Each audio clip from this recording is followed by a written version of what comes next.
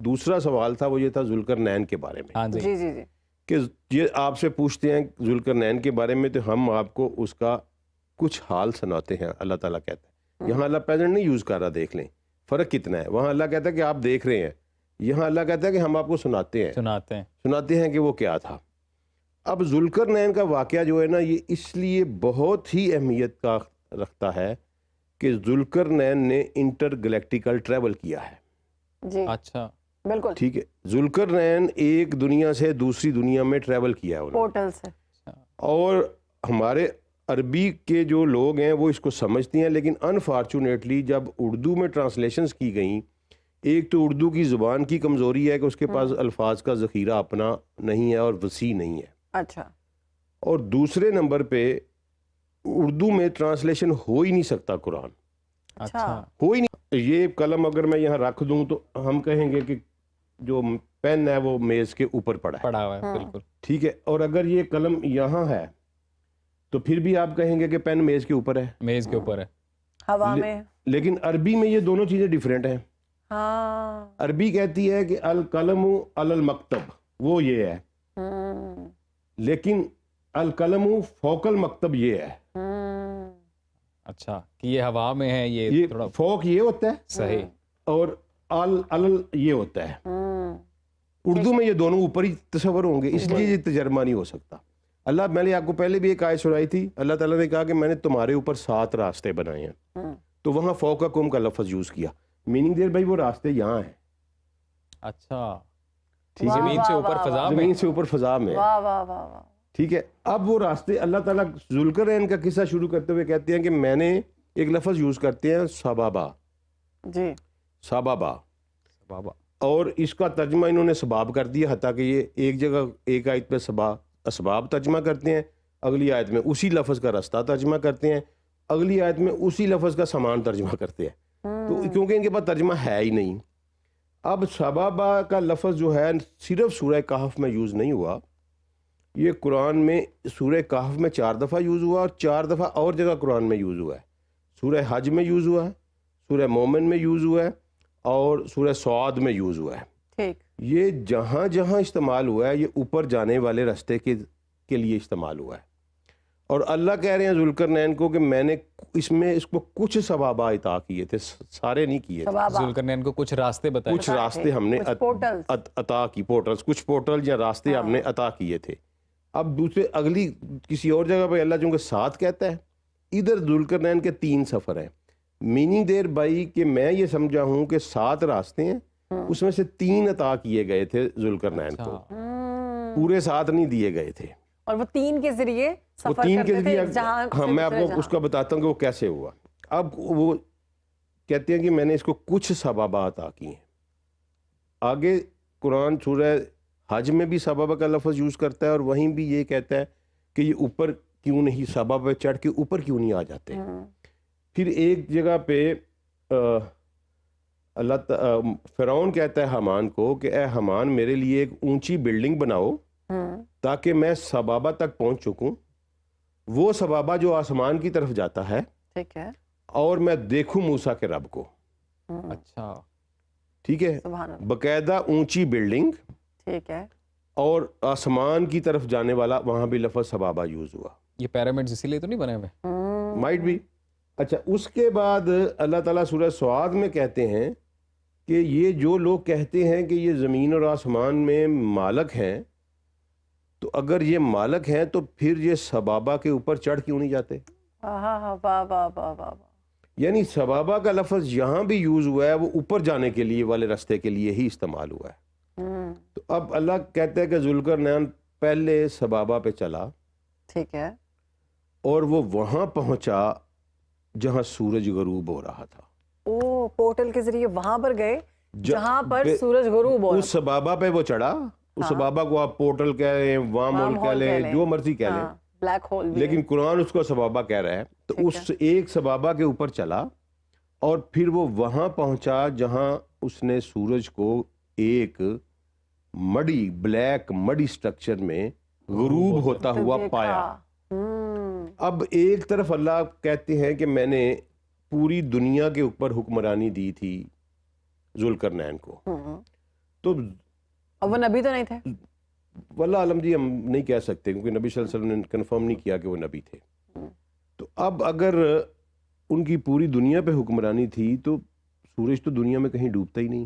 ہاں جی اوہ تو وہ کہاں پہ ڈوب رہا تھا؟ یہ تو ارتھ روٹیٹ کرتی رہتی ہے. ارتھ روٹیٹ کرتی رہتی ہے, سورج تو کہیں نہیں ڈوبتا. ڈوبتا وہ کہیں اور نہ کہیں. ملکہ وکٹوریا کی 40% دنیا کے اوپر حکمرانی تھی تو اسے پتہ چل گیا تھا کہ میری سلطنت میں سورج غروب نہیں ہوتا. یہ آج لیکن یہ کل بھی کی تو- بات ہے نا. عبدالسلام صاحب یہ بھی تو ایک حدیث ہے نا کہ زمین اور آسمان کے اندر ایک پانی ہے جی اور سورج وہاں پر غوطہ زن ہوتا ہے.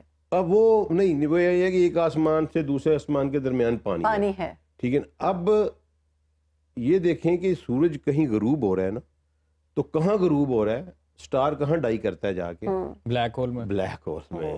ذوالقرنین اس بلیک ہول کے پاس پہنچا ہے یس کہ جہاں اس نے پایا سورج کو ایک بلیک مڑی چیز میں ڈوبتا ہوا, اور وہاں جب پہنچا ہے تو وہاں اس نے ایک قوم پائی ہے. یہ تو عبدالسلام صاحب ابھی سائنٹسٹ بھی بولتے ہیں کہ یونیورس میں زیادہ تر black matter black matter exist کرتا ہے. ٹھیک ہے جی نا. ہاں. حمیہ کا لفظ یوز کیا اللہ نے, عینی حمیہ.